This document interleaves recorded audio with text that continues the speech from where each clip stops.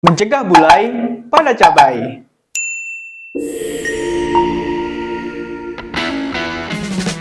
Halo sahabat benih online, penyakit kuning pada tanaman cabai atau yang biasa kita kenal dengan penyakit bule adalah penyakit yang disebabkan oleh virus Gemini. Penyakit ini merupakan penyakit bawaan dari biji ataupun benih.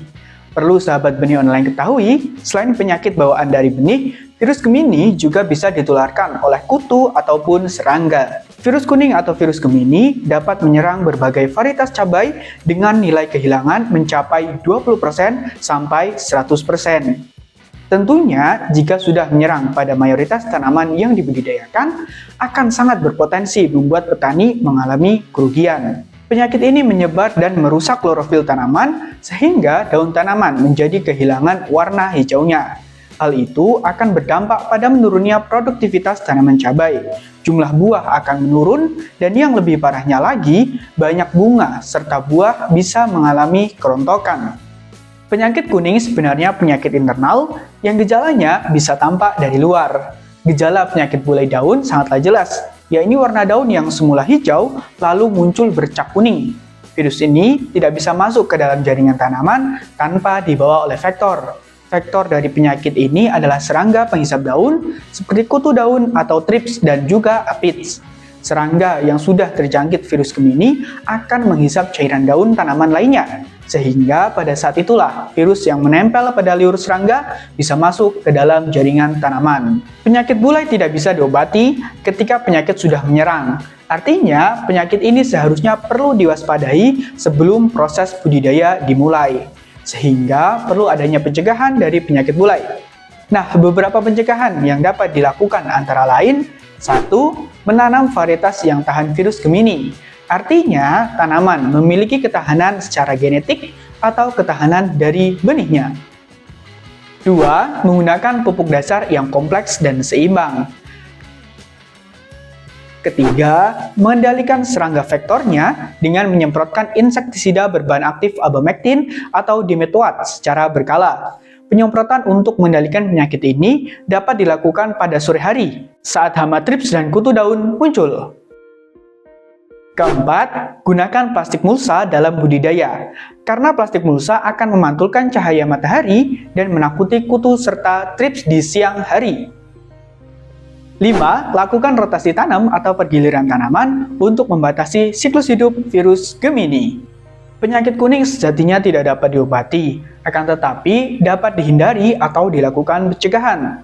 Pestisida ataupun nutrisi dapat digunakan ketika penyakit ini sudah menyerang, guna menekan perkembangan virus dan meningkatkan jumlah klorofil pada daun untuk proses fotosintesis. Nah, pestisida ataupun nutrisi yang dapat digunakan sebagai contoh Vitaron SL, Abacell 18EC, dan Samite.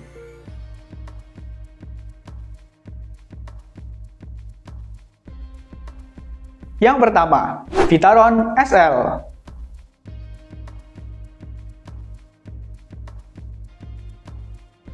Vitaron SL berbentuk pekatan cair dengan kandungan unsur-unsur mikro esensial dan dimanfaatkan tanaman sebagai katalisator proses metabolisme.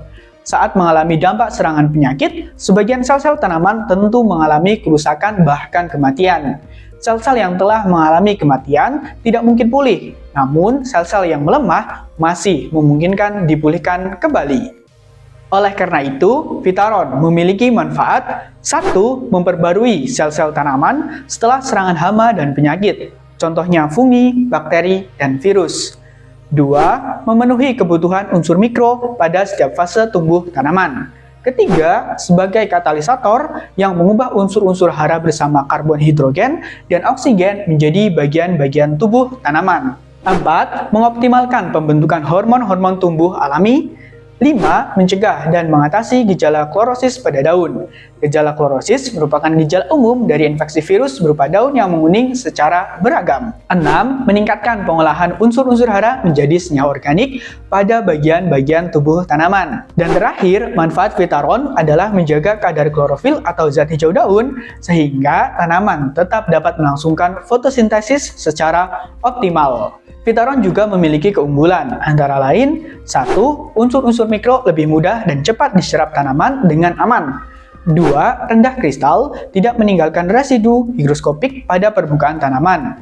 Dan yang ketiga, dapat dicampur dengan pestisida lain kecuali yang mengandung kalsium. Vitaron dapat diaplikasikan dengan cara disemprotkan pada daun ataupun bagian tanaman lainnya secara merata dengan konsentrasi 1-2 ml per liter air setiap 7 hari sekali.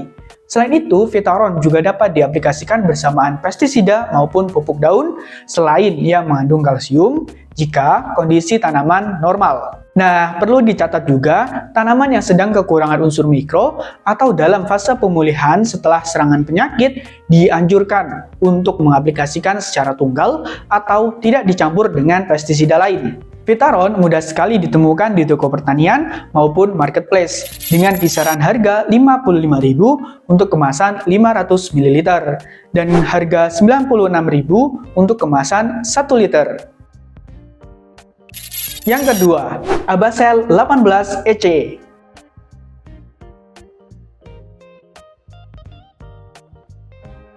Abacel merupakan salah satu produk dari Excelmec Indo yang memiliki bahan aktif abamectin 18 gram per liter.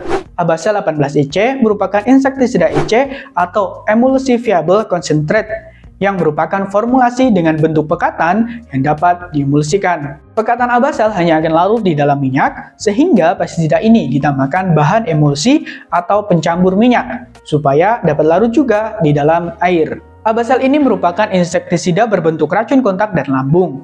Racun kontak yaitu insektisida yang bekerja jika langsung mengenai hama. Sedangkan racun lambung yaitu jika bagian tanaman yang telah disemprotkan dimakan oleh hama yang menyerang.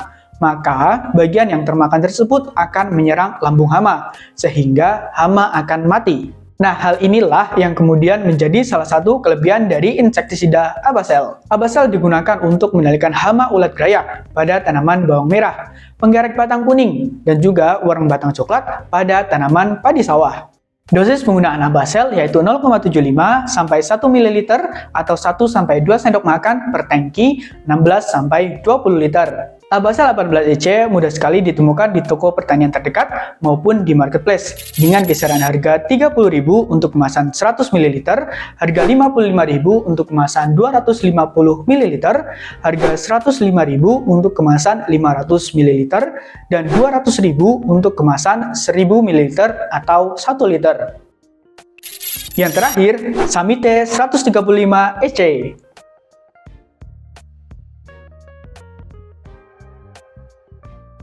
Samite 135 EC merupakan produk dari PC atau yang biasa kita kenal dengan cap kapal terbang. Samite ini memiliki bahan aktif Pyridaben 135 gram per liter. Samite merupakan Acaricida EC atau Emulsifiable Concentrates yang merupakan formulasi dengan bentuk pekatan dan dapat diemulsikan. Pekatan Samite hanya akan larut di dalam minyak, sehingga pestisida ini ditambahkan bahan emulsi atau pencampur minyak supaya dapat larut juga di dalam air. Samite merupakan insektisida dan akarisida berbentuk racun kontak, yaitu insektisida yang bekerja jika langsung mengenai hama. Samite ampuh untuk membasmi hama kutu dan tungau pada anggrek, cabai, tomat, jeruk, apel, dan bawang merah.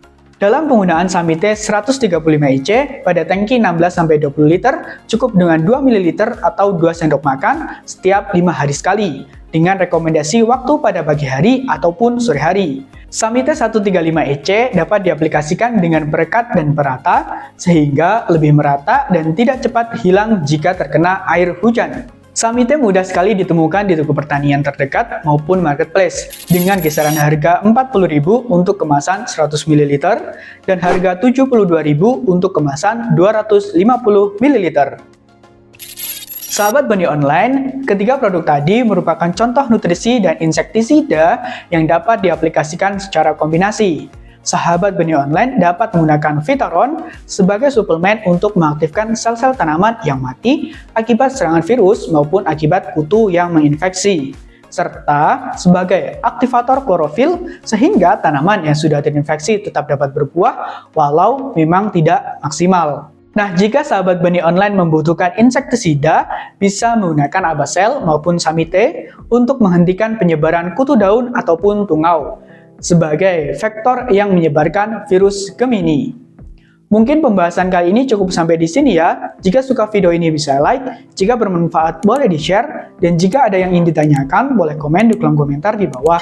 Dan jangan lupa subscribe. Terima kasih, sampai jumpa di video selanjutnya. Dah.